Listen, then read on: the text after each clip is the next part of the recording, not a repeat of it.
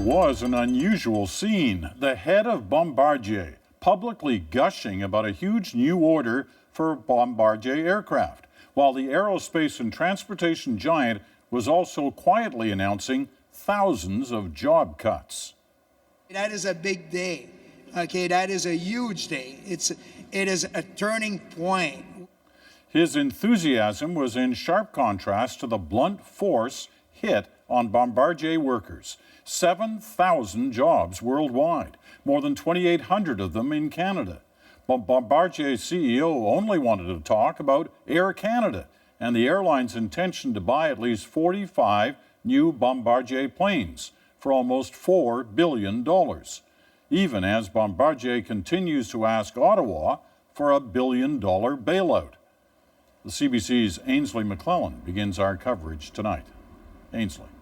Peter, Bombardier's executives worked hard to downplay today's layoffs and put a positive spin on the company's finances by selling Air Canada as their winning ticket.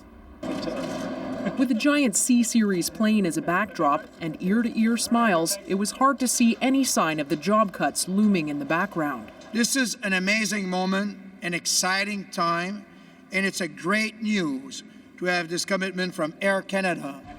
Air Canada has signed a letter of intent to buy 45 CSeries aircraft with the option to buy 30 more.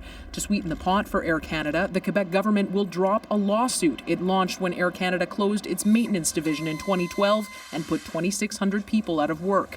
In return, Air Canada will build a CSeries maintenance centre in Quebec and will commit to keeping it open for 20 years. It's a crucial order for Bombardier, which has faced weak sales and billions of dollars in cost overruns. The company is banking on the CSeries as its ticket for growth. There's a potential market for maybe 7,000 aircraft in that category. So yes, they're putting a lot of eggs in that basket, but in a sense, there's no choice. But if the CSeries is finally taking off, Bombardier's transport and aerospace divisions are struggling. 2,400 jobs will be cut in Quebec, mostly in the Montreal area. 430 jobs will be cut in Ontario, split between Toronto and Thunder Bay.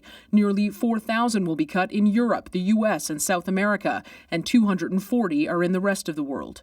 Everybody's on a constant stress of, am I going to be the next one? Is the company going to go bankrupt?